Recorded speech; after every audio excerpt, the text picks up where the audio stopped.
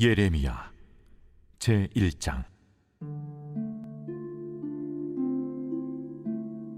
베냐민 땅 아나돗의 제사장들 중 hilki야의 아들 예레미야의 말이라. 아모니 아들 유다 왕 요시야가 다스린 지 13년에 여호와의 말씀이 예레미야에게 임하였고, 요시야의 아들 유다의 왕 여호야김 시대부터 요시야의 아들 유다의 왕 시드기야의 11년 말까지, 곧 5월에 예루살렘이 사로잡혀 가기까지 임하니라. 여호와의 말씀이 내게 임하니라. 내가 너를 모태에 짓기 전에 너를 알았고, 네가 배에서 나오기 전에 너를 성질하였고, 너를 여러 나라의 선지자로 세웠노라. 내가 이르되 슬프도소이다. 주 여호와여, 보소서. 나는 아이라 말할 줄을 알지 못하나이다 하니, 여호와께서 내게 이르시되, 너는 아이라 말하지 말고 내가 너를 누구에게 보내든지 너는 가며 내가 네게 무엇을 명령하든지 너는 말할지니라. 너는 그들 때문에 두려워하지 말라. 내가 너와 함께하여 너를 구원하리라. 나 여호와의 말이니라. 하시고 여호와께서 그의 손을 내밀어 내 입에 대시며, 여호와께서 내게 이르시되, 보라, 내가 내 말을 네 입에 두었노라. 보라, 내가 오늘 너를 여러 나라와 여러 왕국 위에 세워 네가 그것들을 뽑고 파괴하며 파멸하고 넘어뜨리며 건설하고 심게 하였느니라. 오늘 본문의 4절 말씀은 이렇게 시작하고 있습니다. 여호와의 말씀이 내게 임하니라. 그러면 여러분, 하나님의 말씀이 임한 예레미야는 어떤 사람입니까? 1절에 보면 예레미야를 이렇게 소개하고 있습니다. 베냐민 땅 아나돗의 제사장들 중 hilki야의 아들 예레미야의 말이라. 예레미야는 제사장 hilki야의 아들입니다. 그런데 성경에 보게 되면 제사장 hilki야의 아들이라고 소개하고 있지 않고, 베냐민 땅 아나돗의 제사장들 중 hilki야의 아들, 이렇게 소개하고 있습니다. 무슨 말이냐면 실패한 제사장의 아들이라는 것입니다.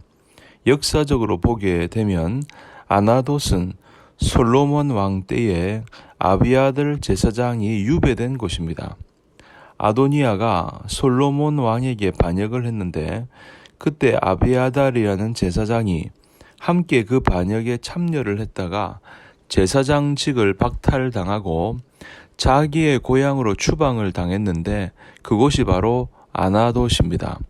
그러므로 아나돗의 제사장들이라는 말은 솔로몬에게 반역을 했다가 추방을 당한 아비아달의 후손이라는 말입니다. 그렇게 본다면 예레미야의 가문은 몰락한 제사장의 가문일 뿐만 아니라 예레미야는 실패한 제사장의 아들이라는 것입니다. 그런데 하나님은요, 이렇게 몰락하고 실패한 제사장의 아들 중에 한 사람인 예레미야에게 말씀으로 임하셨습니다. 그리고 그를 위대한 선지자로 사용하셨습니다. 자, 이것을 보게 되면 부모는 비록 실패했을지라도 하나님은 그 자녀를 들어 사용하실 수 있다는 것입니다. 부모는 과거에 비록 죄를 범했다 하더라도 하나님은 그의 자녀를 귀하게 사용하실 수가 있다는 말씀이죠. 그래서 예레미야가 하나님의 말씀이 임함으로 선지자로서의 새로운 삶을 살게 되었다는 것입니다. 그러나 하나님의 말씀이 임하지 않았더라면 몰락한 제사장의 가문의 아들로 살아갈 수밖에 없었지만, 하나님의 말씀이 임함으로 말미암아 선지자로서 새로운 사역을 시작하게 된 것입니다. 그 말씀이 임했기 때문에 신적인 권위를 가질 수가 있었던 것입니다. 그러므로 하나님의 말씀이 임했다고 하는 이 사실은 예레미야 인생의 터닝 포인트가 되었다는 겁니다. 왜 오늘날 사람들이 어려운 일을 만나면 방황하고 괴로워하며 심지어는 자살까지 하는 것입니까? 그것은 하나님의 음성을 듣지 않았기 때문입니다. 하나님의 말씀을 듣지 못하고 사탄의 음성에 귀를 기울이기 때문입니다. 하나님의 말씀을 듣지 못하고 사탄의 음성에 귀를 기울이기 때문에 쓰러지고 넘어지는 것입니다. 하나님의 음성을 들을 수 있는 사람은 인생이 아무리 힘들고 어려워도 이겨내고 감당합니다. 그러므로 하나님의 말씀을 가까이 하고 하나님의 음성을 들어야 할 줄로 믿습니다. 그러면 예레미야에게 임한 하나님의 음성은 무엇입니까? 5절 말씀. 내가 너를 모태에 짓기 전에 너를 알았고 내가 배에서 나오기 전에 너를 성별하였고 너를 여러 나라의 선지자로 세웠노라 하시기로.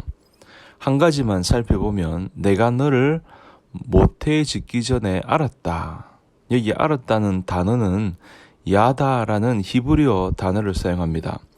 이 뜻은 여자가 남자를 경험하여 받아들임으로 안다는 것입니다. 다시 말하면 사랑의 관계 속에서 하나가 되었을 때에 속속들이 알게 되었던 것을 야다라고 말하는 것입니다. 그러니까 하나님은 예레미야를 아셨는데 태어나기 전부터 사랑의 관계 속에서 예레미야를 속속들이 알고 계셨다는 말입니다. 무슨 말입니까? 네가 태어나기 전부터 모든 것 속속들이 알고 있었다. 한마디로 말하면 너는 이 세상에 어쩌다가 태어난 존재가 아니다라는 것입니다. 저와 여러분은 오늘날 어쩌다가 태어난 존재가 아니라는 것이죠. 하나님이 예레미야를 모태에서 짓기 전에 아셨고 사랑하여 아셨다는 것입니다. 하나님이 저와 여러분을 이 땅에 태어나기 전부터 사랑하셨고 그 사랑의 관계 속에서 우리를 알고 계셨다는 것입니다.